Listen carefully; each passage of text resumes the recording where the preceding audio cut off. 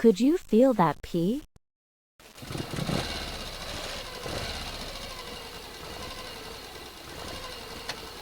You've heard the story, The Princess and the Pea. It's late at night. Rain crashes against the windows. Thunder shakes the castle walls. Suddenly, someone knocks at the gate. When the guards open the door, they find a young woman standing in the storm. She says she is a princess. But how can anyone know whether she's telling the truth? The queen comes up with a strange test. She places a tiny pea underneath 20 mattresses and 20 feather beds.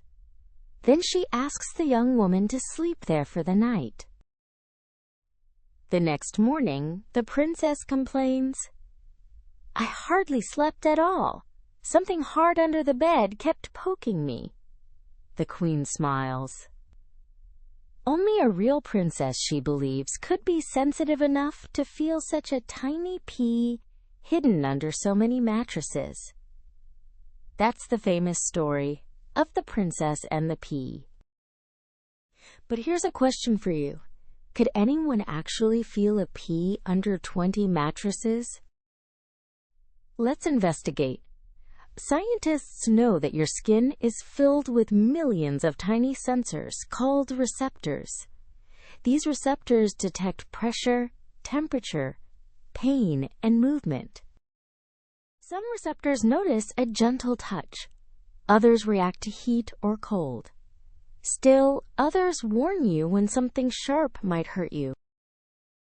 Your skin is actually the largest organ in your body. It does much more than simply cover your muscles and bones. Your skin helps you feel the world around you, protect your body from bacteria and viruses, sense pressure and vibration, regulate body temperature, warn you about danger. Whenever you touch something, special nerve cells send electrical signals from your skin to your brain at incredible speeds. Right now, your brain is receiving thousands of signals every second, from your clothes touching your shoulders, from your feet pressing against the floor, and even from the air moving across your face. But could those signals travel through 20 mattresses? Probably not. Pressure spreads out as it passes through soft materials. Imagine pressing your finger onto a pillow. The force spreads across the pillow's surface, becoming weaker and weaker. By the time the pressure traveled through 20 thick mattresses, a tiny pea would almost certainly be impossible to feel. So the story is probably not scientifically accurate. But that doesn't mean people have the same sensitivity. Different parts of your body have different numbers of touch receptors.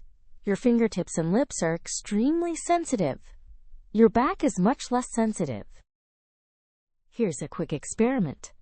Close your eyes and ask a friend to gently touch your fingertip with the tip of a pencil. Then try the same test on your upper arm or your back. Which area feels more sensitive?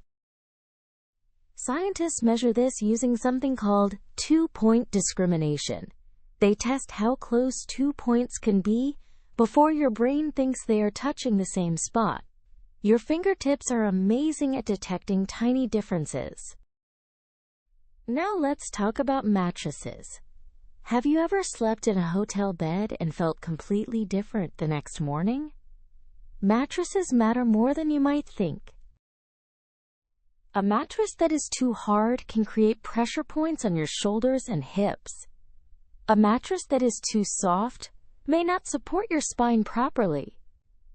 Temperature, body position, and even the material inside the mattress can affect how deeply you sleep. Scientists who study sleep examine things like pressure distribution, body temperature, muscle relaxation, movement during the night, and sleep cycles. Modern mattresses are sometimes tested with pressure sensors that create colorful maps, showing exactly how weight is distributed across the bed. Humans are not the only ones trying to feel the world. Robots need senses too. But robots don't have skin or nerves like we do. Instead, engineers give them sensors. A robot may use pressure sensors to detect force, temperature sensors to measure heat, cameras to detect light, microphones to hear sound, motion sensors to know its position. Imagine a robotic hand picking up an egg. If it squeezes too hard, the egg breaks. If it squeezes too softly, the egg slips away.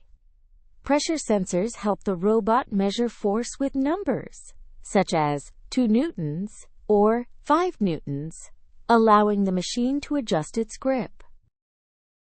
Scientists are even building electronic skin, thin, flexible materials covered with thousands of tiny sensors that can imitate some of the functions of human skin. Even so, human touch is incredibly complicated. Your skin doesn't just measure pressure. Your brain combines touch, temperature, memory, and emotion into a rich experience that scientists are still trying to understand. So, could a princess really feel a pee under 20 mattresses? Almost certainly not. But the story leads us to a much bigger question. How do we feel the world? Every hug, every raindrop, every warm cup of cocoa, and every soft pillow begins with billions of tiny signals traveling from your skin to your brain. Fairy tales ask us to imagine. Science helps us understand.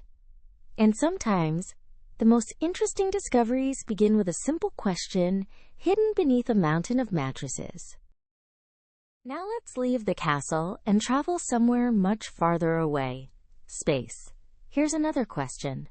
Would astronauts feel the world differently in space? The answer is yes, at least in some ways. Here on Earth, gravity is always pulling your body downward. Your feet press against the ground. Your muscles work constantly to keep you standing upright. Even when you're sitting in a chair, your skin and nerves are sensing pressure from the seat beneath you. But astronauts aboard a spacecraft experience microgravity, which means they feel almost weightless. Without gravity pressing their bodies downward, many of the pressure signals that your brain normally expects suddenly change. Imagine floating inside a space station. Your feet are no longer carrying your body weight. You might sleep strapped to a wall instead of lying on a mattress. You can gently push off with one finger and drift across the room. Astronauts must retrain their brains to understand where their bodies are in space. Touch is only part of the story. Inside your ears are tiny structures filled with fluid called the vestibular system. These structures help you sense balance and motion. On Earth, gravity constantly helps the vestibular system know which way is up and which way is down. In space, however, up and down become much less obvious. That's one reason why some astronauts feel dizzy or motion sick during their first few days in orbit. Their brains are receiving unfamiliar signals from their eyes, muscles, skin, and inner ears. Your skin helps you feel everything.